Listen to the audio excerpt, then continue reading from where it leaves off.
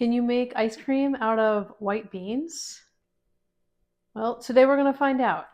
I'm doing something a little bit different today because this is not going to be one of my recipes. I'm actually going to be trying out a recipe from Breaking the Vicious Cycle that I have never tried before, but I did a little poll on my socials and asked, like, out of these recipes I've never tried from Breaking the Vicious Cycle, because I was a little afraid, to be honest, which one should I do? And so white bean ice cream won, I think for obvious reasons. So I'm going to go ahead and give that a try today.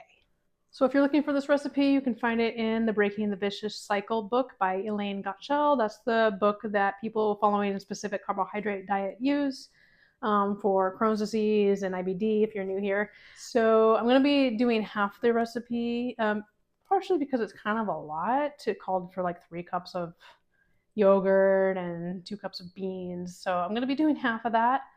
In case I just don't want that much, but also if I don't really like it, I don't want to have to eat it all because I don't want to waste food. So it's going to get eaten even if it's not the greatest, but hopefully it's good.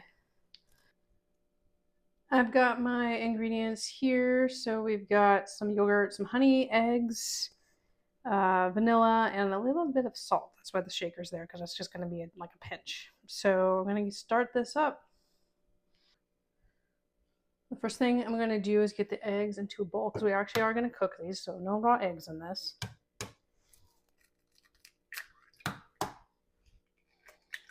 And then we're going to whisk. Get those a little bit mixed up here. Then we're going to add the honey. And we have an 1/8 teaspoon of salt here. And I'm going to whisk it just a little bit here. And then we are going to, just to get it mixed, because now we're going to put it on a double boiler. This is a little bit more honey than I would usually use for ice cream or frozen yogurt. But I want to follow the recipe just to see how it is. But also with the beans, I think a little extra honey is gonna be helpful. My water is starting to boil. I want to get this on top here without burning myself. This goes down a little bit further than I was hoping. All right, I'm gonna have to hold it, so I got my glove on so I don't burn myself. We're just going to stir this over the boiling water until it starts to thicken up. Cooks the eggs. Is when you have a double boiler, you're not actually supposed to let the bowl touch the boiling water. Just gotta hold it over the heat until it cooks. I've got a glove on this hand too. Alright, so my goal is that these eggs are not gonna be raw. So here we go. I'm not concerned as much with the thickness as that the eggs are cooked. Alright, let me check the temperature of these eggs. Alright, so I dumped some of the water out so I could get the bowl in there the right way. And so, yeah, that works a lot better than me holding it, because it was only at about 95 degrees when I took the temperature. So I'm continuing to stir these and cook them, trying to get it up to 160 degrees. And the important thing is that you whisk this, as you don't want your eggs to scramble. That would be gross. You just need to make a nice liquidy mixture. I think if I was making this recipe, I would have maybe incorporated in, I would have maybe put some yogurt with it and tempered it like custard, or maybe some cashew milk or something. This is kind of a difficult process that I don't particularly like. All right, success. The eggs are done. So I'm gonna remove this from the heat and let that cool down. All right, so I removed it from the heat. The bowl is very hot. And I'm just gonna let it cool down for a while I get the beans ready. I'm gonna be using my blender that has like this cup that's got this that you can turn. It's about the right size, and I like that you can turn it, but you can use a regular blender, food processor if you'd like. But I want to try it with this because I think it will be the best tool that I have. I'm gonna put about almost half of the yogurt here. And now our beans. So I cooked these and they're very, very soft. Maybe a little softer than I would normally have, but I didn't mind that. I just cooked them in the Instant Pot for 15 minutes under pressure, and then I let it natural release the whole way until the thing went down. And of course I soaked them overnight ahead of time. So beans in, here we go. And our vanilla. Then I'm going to put a little bit more yogurt on top. All right, so I am ready to blend. Here we go.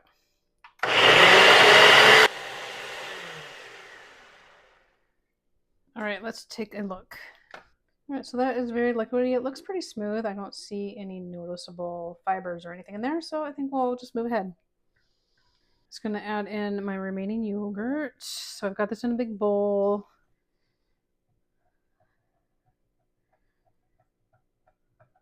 Do not taste this. This has no sweetener.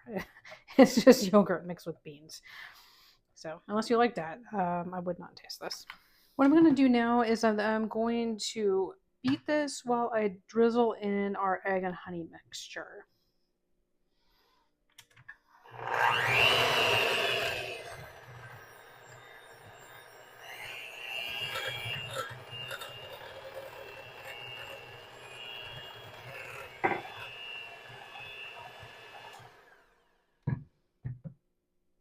All right, so I beat that. It was splattering all over the place because the bowl is a little shallow for this mixer. But okay, now we're going to get it ready for freezing. The directions the book gave for freezing ice cream, you could do a no churn method where you put it in a pan or a bowl. You freeze it and you stir it every once in a while until it's frozen all the way. You could also use a traditional ice cream maker. I'm going to use my Ninja Creami because that's what I have, and I think that will be the best method.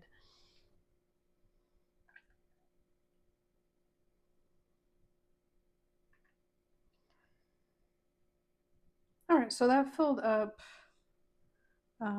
1 pint of the Ninja Creami, and then I've got some left over. So with my remaining, I already put some into the first pint, just plain as is, just the vanilla flavoring. The book also said that you could put in some fruit, like some banana or some peaches. I happen to have some blueberries in the freezer, so I thawed those out and kind of got them soft. I'm going to stir those in. So we're going to have one vanilla and then one blueberry flavor.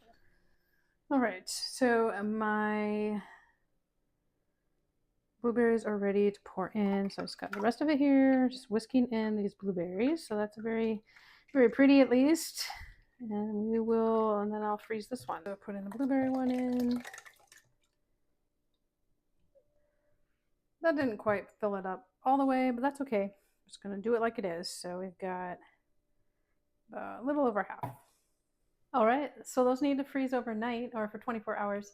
So we will come back tomorrow and see how they taste. What do you think? Think it's gonna be good? All right, it's the next day. I'm ready to churn my white bean ice cream. So, okay, here I go. I've had this one sit. I'm gonna start with the vanilla. I've had it sitting out for about 15 minutes or so to soften it up a little bit before it helps it keep it from being crumbly. If you're using a Ninja Creami, you know what I'm talking about.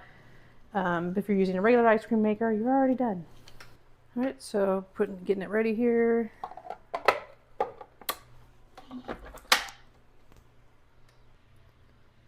All right, I'm gonna do this on the light ice cream because I use that for everything that I make, because I think that regular ice cream is supposed to be ones that have sugar and regular traditional milk and dairy ingredients. So light ice cream. All right, so this just finished spinning. So let's see how it looks. Oh wow, very, very creamy. I might have had it out a little too long because I was getting the camera ready, but there is that. Very soft, very, very soft. But it looks good. I'm not gonna try it yet. I'm actually gonna throw this in the freezer while I turn the other one. That should harden it up a little bit. So we'll try them in a minute. All right, here's my blueberry one. I did actually put that back in the freezer while I was churning the other one because I didn't want it to get too soft. As you can see, the other one got a little soft. So we'll try this one out.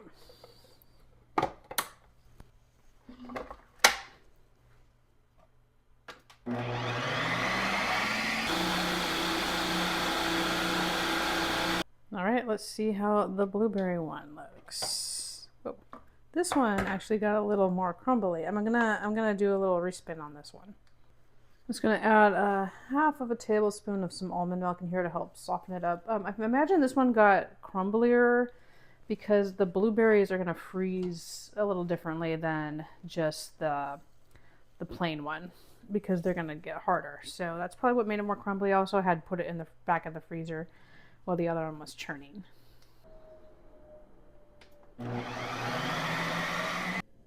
right, let's see how this looks. There we go, much smoother. Maybe a little soft. If it's softer than you like it, just try respinning it without adding more almond milk to it, or you can, sometimes I just kind of can smooth it out with a spoon, stir it a little bit, and that will smooth it out. So that's up to you. All right, so it looks pretty nice. I wasn't expecting the vanilla one to be so soft, but it is. So it'll harden up though in the freezer.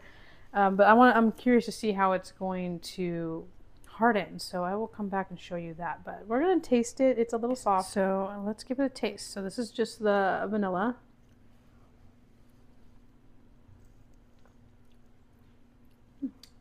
I'm really surprised. It doesn't taste beany. It has a kind of an unusual flavor, but it's not, I mean, I guess it's kind of the bean, but it's sweet. So I guess if you like the sweet bean, this would be for you. It's very strong vanilla because I had that whole tablespoon in there, which I like. And then the extra honey, then, like I said, I use a little more than I normally would. That gives it the right amount of sweetness. So it's really not bad. It's kind of unusual. I don't know how to quite describe the flavor. There's a little hint, I guess, of bean. But yeah, there's a little hint of bean, especially a little bit of the aftertaste. So if you really don't like that, I wouldn't make this. But I think the whole idea of the bean is that it kind of fills it out. The attempt was to give it more of a regular ice cream texture. So this is called white bean ice cream, but it's yogurt, of course. And I make frozen yogurt all the time. I don't know that I would feel the need to add the beans in there, but if you're looking for, I guess, to add some protein and stuff, that could work. All right, let's try it with just the blueberry.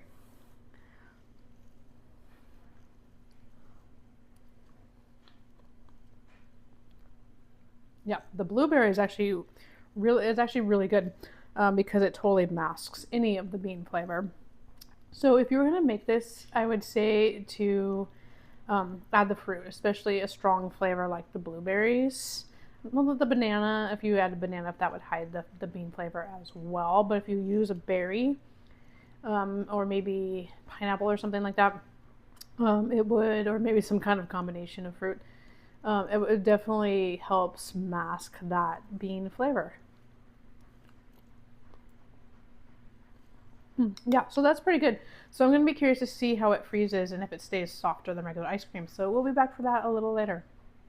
All right, so these have been freezing for many hours now. So let's see how they are. So we can see that they are pretty solid now, but actually not like rock solid, because this has been many hours, like that it's been frozen, like over 12 hours. And so you can see that it's not solid. I mean, it's not rock solid. It's hard, but it's not rock solid.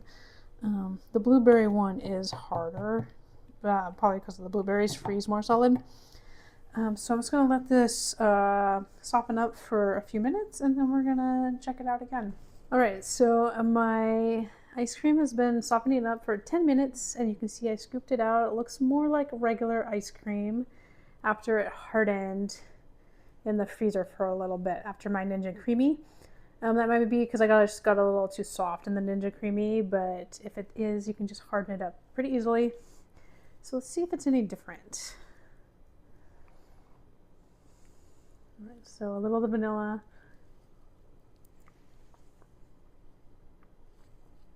It has a little bit of a custardy flavor from the eggs, and it's sweet. It has a lot of vanilla flavor, but it does have a little bit of bean flavor. It's not terrible. It's just not really expected for ice cream, I guess you could say. So I don't know. It's not the worst thing. Like, I thought it was either going to be like totally not noticeable or like really bad, but it's kind of like, it's just there. It's not the worst thing in the world, and it's not like something I might have again. Let's have a little bit of the blueberry.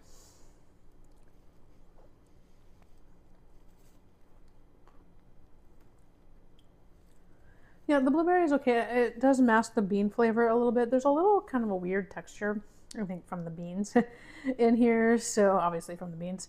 It kind of makes it very unusual. It's unusual, that's for sure. You could definitely, if you wanted to try making something very strange and different, you could experiment with different flavors.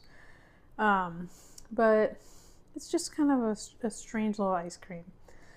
There's a little gritty texture in there, and the bean flavor is not strong. It's hard to describe. There's nothing I can really compare it to, but you can definitely detect it. It'd be interesting for somebody to try it who didn't know it was made from white beans and see what they said. But I think they would detect somewhat of a kind of a savory flavor in there if they did. So overall, what do we think of the white bean ice cream? Like, it wasn't terrible. It was fine. It has a little bit of a bean taste, especially the vanilla one. And the texture does have a little bit of that bean grit. So I don't know. I can see why it's there as a filler to make it a little more ice cream like, and it stayed a little bit softer. You know, even after freezing it for a long time. So I think that was the point of it. The other point might be that if you need a little more protein, a little more carbs, it's in there. The beans are very pulverized, so that might help people who are trying to get a little bit more into their food. But overall, I don't think I would make this again. I'm just not seeing the point of the beans in there. And I love my own frozen yogurts and coconut milk ice creams. I just don't feel the need to add beans to it. So what do you think? Is this something you would make? Do you need to add beans to your ice cream? Let me know. Like I said at the beginning, this recipe can be found in a Breaking the Vicious Cycle, gluten-free, grain-free, sugar-free book that is for the specific carbohydrate diet for people with IBD, Crohn's disease, ulcerative colitis. So what's the weirdest recipe that you've ever made? And is there a recipe you want me to try? It could be from Breaking the Vicious Cycle. It could be any other, recipe that falls into that category. So let me know. I might give it a try.